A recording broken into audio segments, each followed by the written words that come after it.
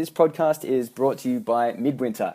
These guys were a startup, an entrepreneurial startup some 10 years ago, way before it was even cool to be a tech startup, and have since then gone on to win every single award year after year after year when it comes to financial advice software.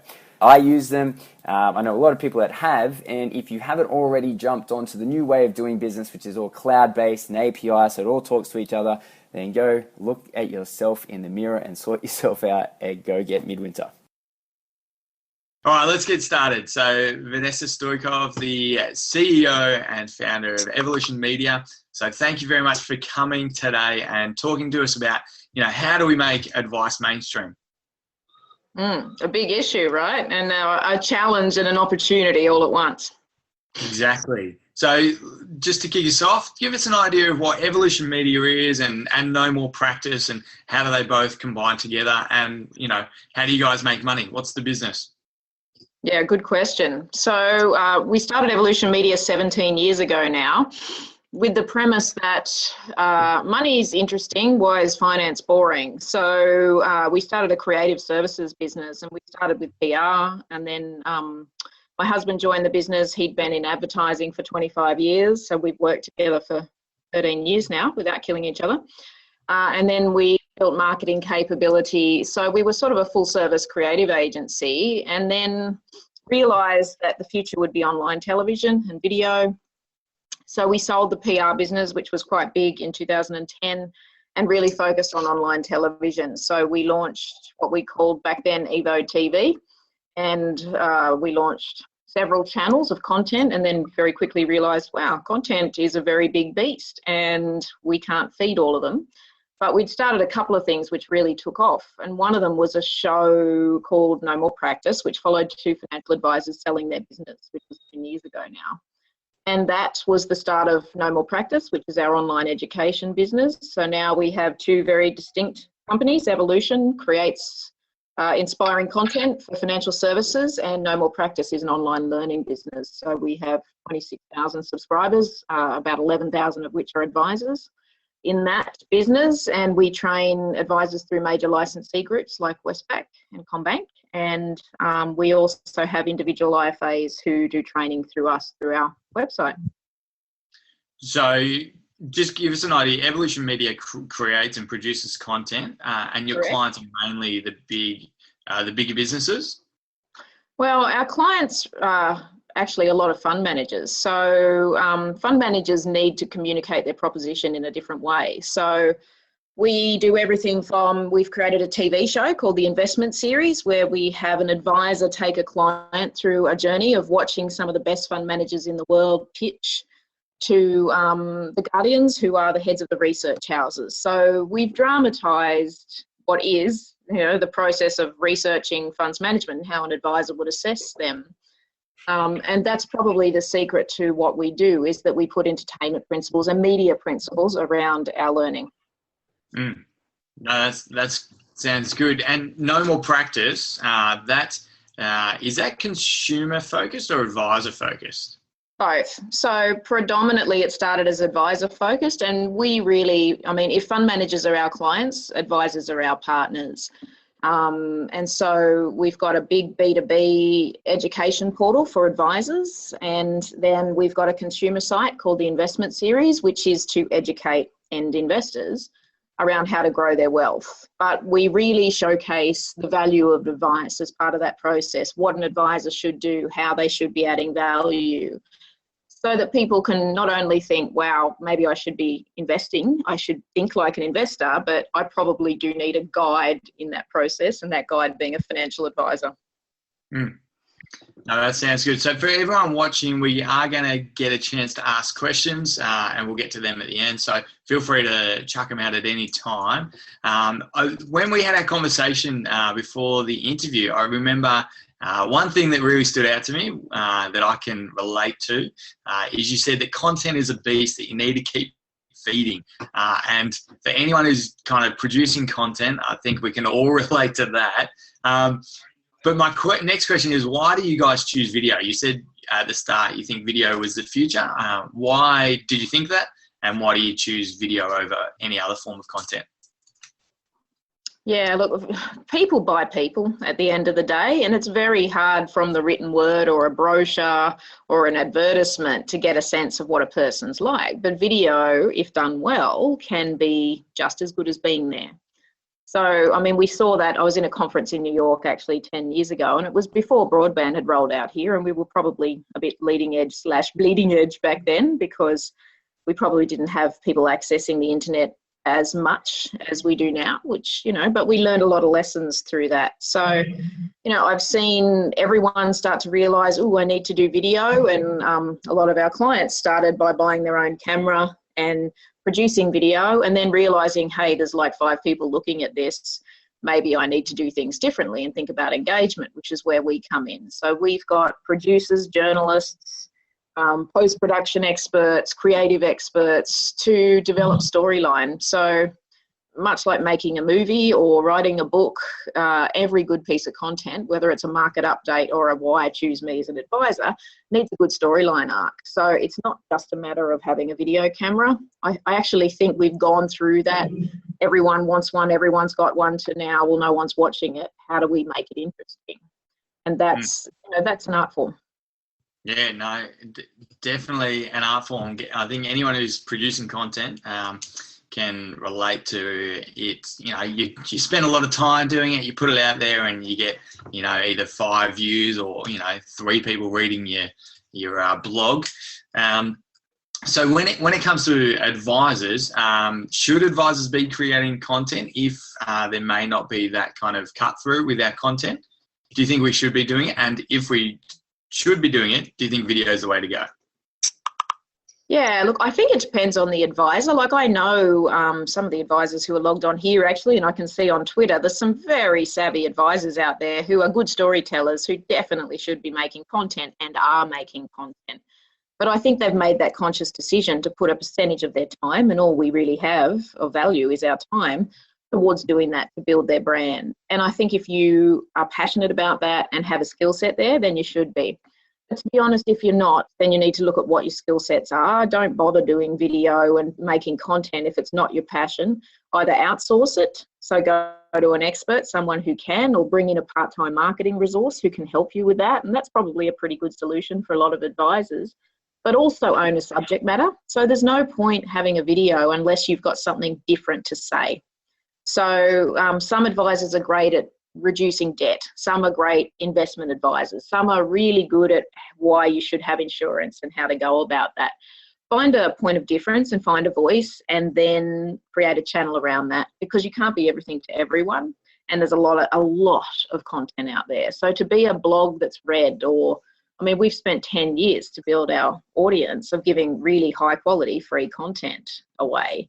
And it's an expensive commitment. So unless you've got something different to say, I don't think there's much point, actually. And if you're looking for new clients, how have you always found them? How can you use the internet to amplify how you've always found clients? We've just done a shoot, which was fascinating, with 10 different advisors, and we asked them what's the best piece of advice they ever gave. And we'll be releasing that next year as part of our, here's what advisors do. And it was really interesting because every one of them had very different advice, and there are very different things they'd learned. So that was an example of, we chose a subject and we let everyone have a say around that, and we'll create a content stream. So it really is about finding an engaging, interesting conversation and trying to own it, whether it be blog, video, social, Twitter. I don't think advisors can do it all unless you're big enough to have a dedicated full-time resource, or you're not advising yourself anymore, you are the brand. And that's I think that's a pretty big advice firm that can afford to do that.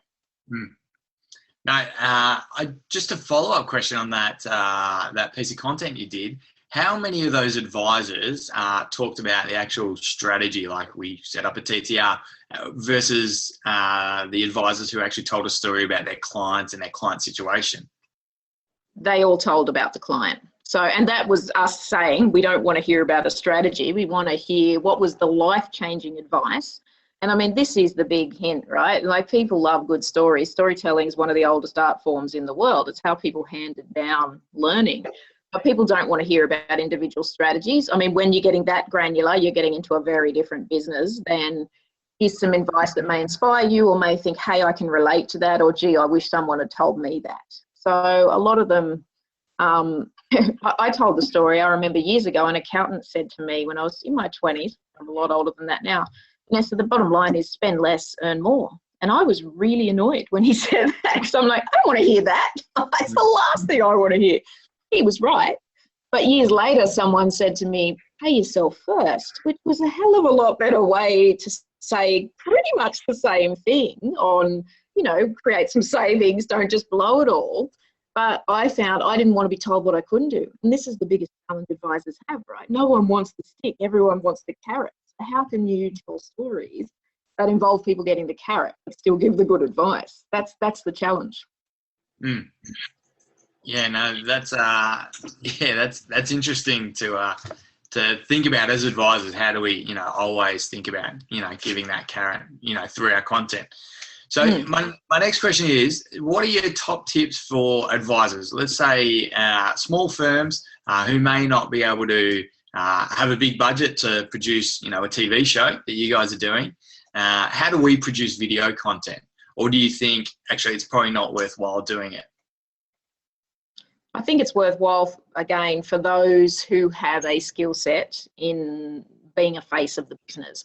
There's a lot of people in funds management advice we work with who we drag kicking and screaming through the process who, you know, just don't want to do it. And I get that, you know, different skill sets, different personality types. But I think, again, you don't have to have a big budget to create good content, but you have to own a good conversation. So as an advisor, if you know you're good at a lot of things, but there's one thing you're really, really passionate about, can you articulate that? Can you write that elevator pitch that, you know, 1 minute you've got with someone in writing to level 27 that you can say, this is what I do and why I'm passionate about it. And then can you translate that into writing for your website? Everyone needs a website. I think we've gone through that phase.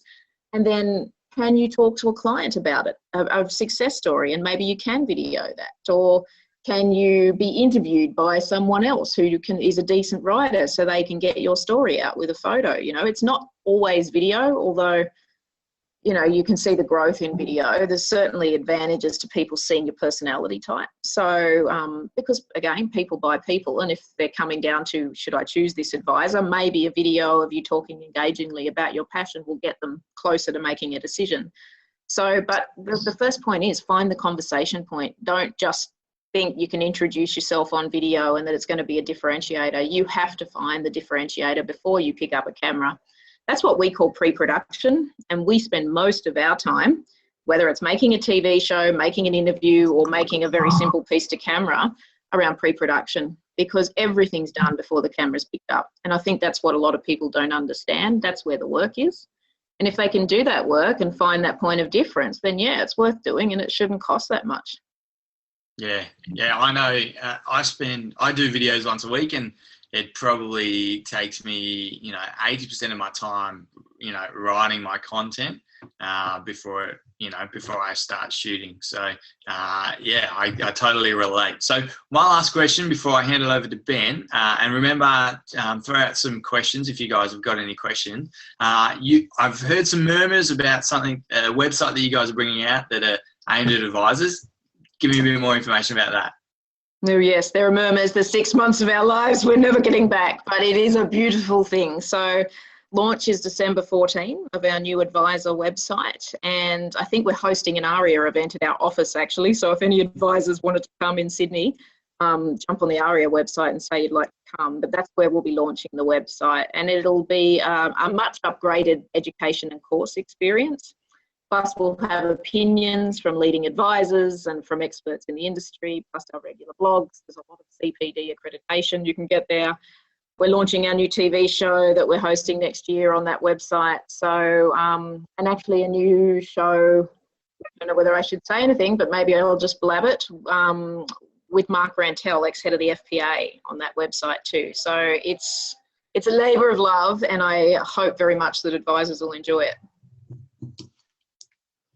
No, that sounds good. So just actually, before I head over to Benny again, just this new TV show, what's it about? Well, it's investment series 4. So it's going to be a bit different this time because we've actually got a celebrity going through the process of understanding how some pretty amazing investment managers go about investing.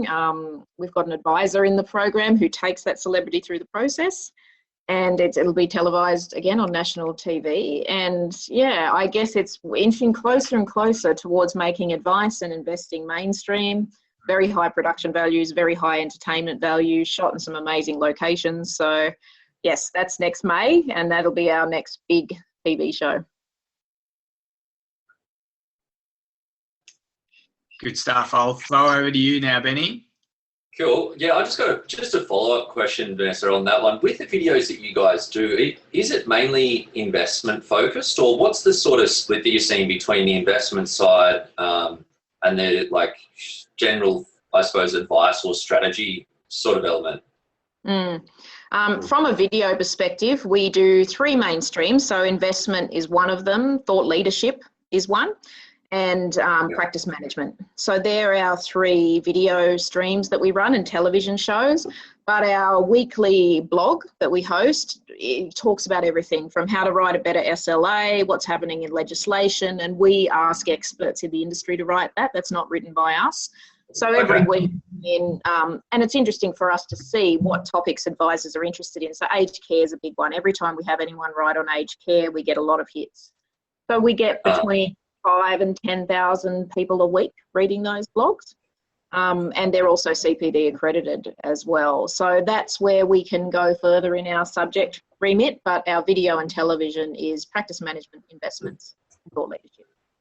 Okay. And what's the thinking behind not having, I suppose, the strategy or planning element of the advice as one of those streams for your video content? Is that something that you tried and it didn't work, or something that you sort of determined that you don't think is appropriate for that media? Or you know, we do that for big licensees, but we make it bespoke for them. And obviously that's how we monetize it. They pay us to do that, but it's behind their, it's in their own LMSs, in their learning management systems. So they're making it for their own networks, and we're putting their own experts in it. So we do ethics and planning and everything else for big licensee groups like BT and CommBank, and we're doing stuff with AMP.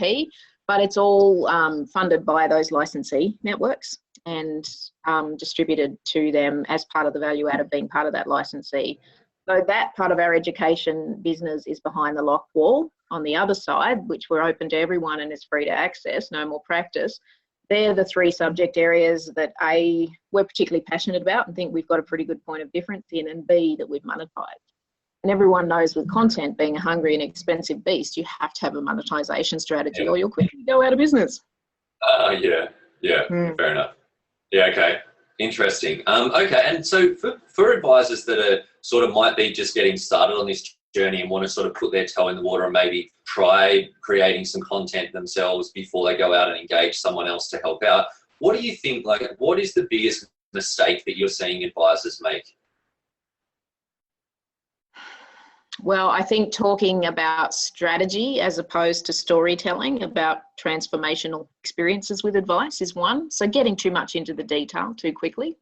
Yeah, I think one, not having a point of difference. So talking about the same thing as a lot of other people are, which means you're just throwing yourself against that brick wall, is another we see. You know what? I see a lot of good things too, though, I've got to say. There's some pretty impressive advisors out there, and I like reading their blogs, and I get good ideas from watching their stuff. And I think the biggest thing they've got to find is a distribution network, and it's tough. It's tough to build those channels, and you have to spend time on Twitter to get a Twitter following, and you have to spend time on Facebook to do that. And you know, it's just time in the game. I think it's early days yet. I think I see, you know, there's probably maybe 20 advisors that I see that have put a fair bit of time in already and content, but I think it's early days yet. Anyone can do it if they have a clearly defined strategy, feed their channels, and don't just make one piece of content and leave it and expect the world to come. It doesn't work like that. I mean, newspapers sell every day for a reason. Yeah. Yeah, cool. Okay, well, that you sort of led into another one of my questions here, which is just around what is your approach when it comes to that amplifying content? And And what do you, maybe on a smaller scale, what do you think advisors could do to, if they've got something and they think that they're sort of happy with it and they think that, you know, it's hitting the mark, what do you think they can do to actually increase their exposure? Or is there any sort of, what do you guys do? And then, you know, what do you think that people could do if they were trying to do this themselves? You know, there's this usability challenge. So how do you turn one thought, one piece of content into 7 or 8 channels? And what we do is, if we have one video interview, we might cut a 30-second clip of that and put that on Twitter. But we let it live in Twitter. We don't make people come back to our website anymore. We actually just let them watch that small piece of content in that channel. And that's been really effective for us. So, I mean, when you've got your content, look at what can you cut for Twitter? What's a thought piece you could put in LinkedIn, and how do I tag that? What's a photo from that I could put a meme against? Can I put an interesting quote out there on Instagram, you know? So if you have your channels that you favour, and then you think, I've got one piece of content, how do I cut it 7 ways? I mean, A, that's cost effective, but B, you're building your channels, you know, without having to do 7 different ideas across them. It works for us. I mean, we have a big production team, so it's certainly a lot easier doing it all yourself, but it took us a long time to build that, you know. This is our 17th year of business, so it certainly didn't happen overnight. That's amazing. Yeah, cool. Okay, and then so this might cross over with my previous question as well, but you mentioned at the start around, you know, money is interesting, but finance is boring. And you spend all this time on pre-production, but what is the, how do you make it? What's the best way that people can make their content not boring? Well, again, it comes back to that, what's the conversation that you want to be part of? If you're going to a party, what could you talk about with people so they didn't back away and their eyes glaze? Remember that ad where everyone was at a barbecue and they're like, I'm a bank manager. And it's like, oh, God, but he had something good to say.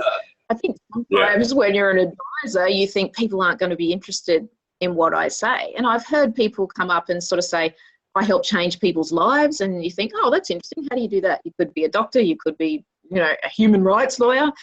Just so happens you give financial advice. And I think it's about putting a more interesting layer over the detail of what you do. Because the day-to-day of what anyone does isn't all that interesting, to be honest. I mean, some days are good, but some days are just boring. But what's that wrapping you can put around it that will take people to go, that's interesting, I hadn't thought of that like that. And everyone's got the ability to do that, but it does take thought. Yeah. You know what it takes? Time. And most people don't have time. And if you want to make time for this, I think that's in your diary. Yeah, I think that's absolutely right. Like all of the people that I speak to that have been doing content for a while, I know Phil did a presentation down at a conference recently, and you know, I think that you definitely get better over time. But you know, a lot of people they might try and then back away from it before they get to that point. So cool.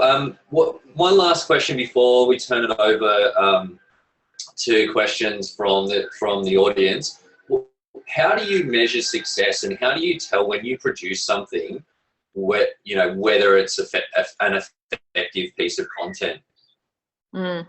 That's an interesting question, because if I ask when I say the 20-somethings in my firm, I'll tell you 50 ways we measure it, and we do. So we look at how long people spend on the content when they drop off, how many people click through to the content, how many people just read the headline and move away, how many people don't even open it if it's an email. So, we can infinitely measure subject matter and engagement. But, I have, and then maybe I'm just old school because I'm old, the gut test. If I want to watch it, I think other people will want to watch it. But the minute I find myself glazing out and thinking of something else, I know it's crap. And I think you've got to give yourself that test. Or another one is make your kids watch it. I've got 3 sons, and sometimes I force them to watch things we do, which is cruel and unusual. And I watch when their little faces lose interest, and the youngest one does that pretty quickly. But you've got to make this stuff for all ages and for all types of people. And that's the big secret to making advice mainstream.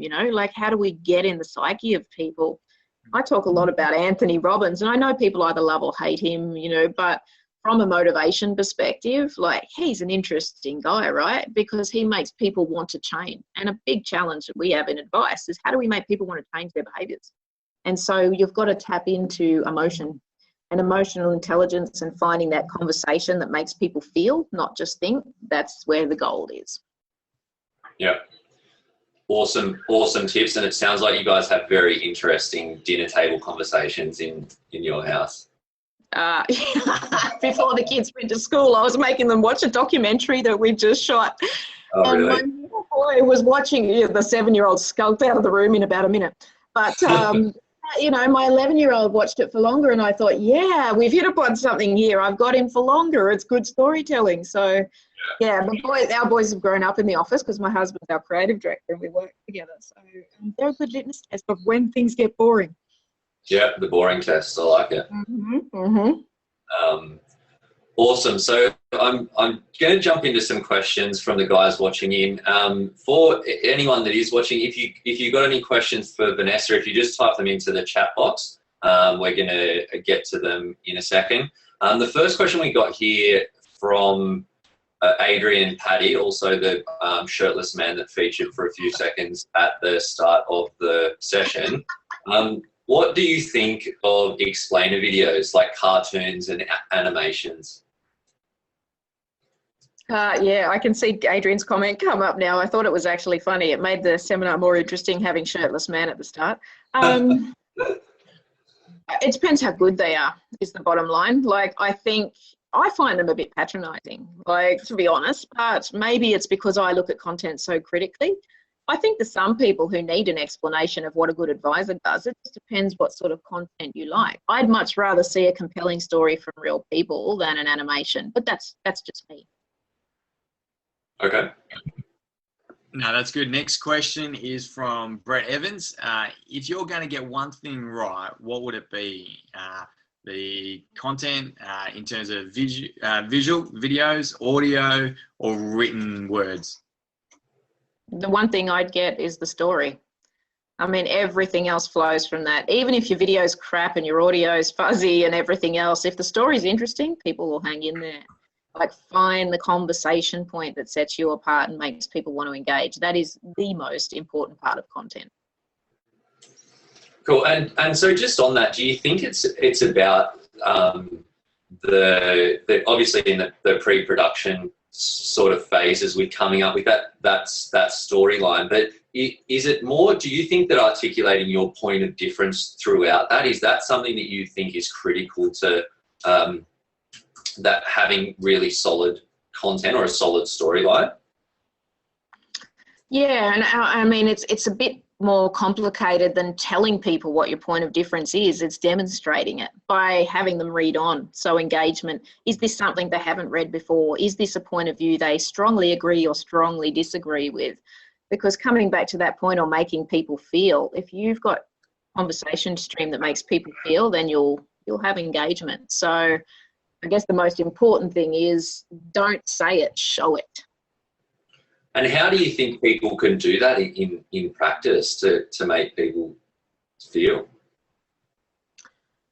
Tell a story about a client, and the lead. I mean, I spent years in journalism school back in the old days before the internet. My staff find that hilarious. I spent a whole semester on writing a headline, because in a newspaper, if you don't get people on headline, they're not going to read.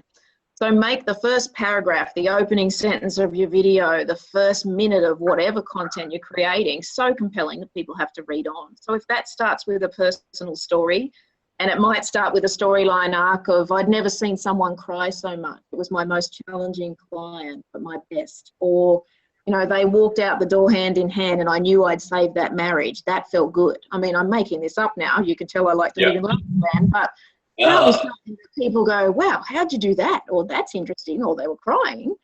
Start with something interesting. If you want to read a book, you don't want to read a boring one. Think like you're a novelist. I had this amazing day once. I got to spend a day with Bryce Courtney, the author, for a show we did for Channel 9 called The Bottom Line. It was one of the best days of my life because he's a master storyteller. But he just had so many interesting ways into every conversation he had. It was just a lesson in listening to him. So find things that you find interesting and try and make your lead interesting. Yeah, awesome. I love that. I got another one here from Adrian. What type of content do you get the highest levels of engagement from? Yeah, that's interesting because we have two streams. We have consumer and advisor. So I wrote a blog on Donald Trump, actually, after that election, after I'd subdued my rage. And that got really high engagement because it's what can we do practically in the advice community around things like this election and Brexit happening. So opinion, we get good pick up on. Aged care for advisors, we get a lot of interest in. How to make SLAs more interesting. Those sort of subjects, we get really strong interest from advisors. And then on the consumer side, it's always what's in it for me. How changes in investment markets affect you? How good advice can change you? So it's always about them. That's what gets us the best pickup. Yeah. And do you find, because you create the full clips and then you're saying you chop them up and distribute them across a variety of different channels. Do you find that people more into the sort of the shorter bite-sized pieces or the longer, sort of more comprehensive type stories? Yeah, it depends again on the audience. We actually had a lot of success on Facebook when we did our last TV show on Channel 9 in May. So we actually cut up like actual memes with a visual and 3 or 4 words, like, will your money be enough for the next generation? And a little baby hand and a grown-up hand. And that was really successful on Facebook for us, much more successful than saying, click through to see our TV show or hear this great advice. So I think we reached 660,000 people on Facebook with that kind of creative execution. Whereas on LinkedIn, it took some interesting thought pieces and asking a question to get high engagement around LinkedIn. So again, it depends on the channel and the audience. Is it professional? Is it consumer? Is it a medium like Facebook where you're flicking and scrolling, or is it something that people will spend more time on? Yeah, no, I think that's really interesting. Getting 600,000 people engaged. You can get that type of engagement with me anytime. Because 600,000 people would be amazing. I've got a question on, because you do a lot of work with funds management, and you said you need to develop a story or a point of difference, and especially in the funds management game, it must be really challenging to have that point of difference. So my question is, how do you measure success in that space? Do you guys sell on a return on investment, or is it more a branding piece for these fund managers? And how do you have that point of difference with the fund managers? It depends how we work with them. So we have sort of primary client base that we've actually hand selected and invited to be part of, what we call the collective. And that's a maximum of 12 fund managers. And they are people that we cast in our show for Channel 9. But they're also, we make ongoing education for them on a quarterly basis. So, we're measuring success there by amount of viewers. We had 1.7 million viewers watch our Channel 9 show last time, but we had another 2.3 million that we reached digitally during that period of hosting the TV show. So we get pretty big numbers. So from a reach perspective, the fund managers that we've selected to work with us obviously get, pretty huge value in people seeing their brand and their actual fund manager talking about what they do. It's not just a static advertisement, but we also measure engagement of people doing their courses. So we create product training courses, which, from an ASIC perspective is great because you have to know the product. So, and we can measure if people have passed the CPD test on it and if they've attempted the test. So that's a great measure of success. And then also engagement around the thought leadership conversations we run with them. And we're always trying to find interesting points of view to talk to those fund managers about that can teach advisors or can teach consumers something they didn't know, where they can watch it in relatively short form in their own time. Awesome. I've got a really good one here from Benjamin Martian. Just about, do you have any thoughts on whether content can be used to make SLAs more engaging for clients, or do you have clients that are doing that, like your clients, or Any thoughts generally? Yeah, we do. And actually, this accounting firm we're working with keeps sending me videos whenever we have a meeting summarising our advice. And they've shot them on their iPhone. It's funny because I can't help but be critical because it's me. I thought, how cool that they're actually, but that's actually going as their record keeping piece of how they've had a meeting. They're shooting it on their iPhone, sending it to these client service, and then keeping it as a record. I thought that was neat.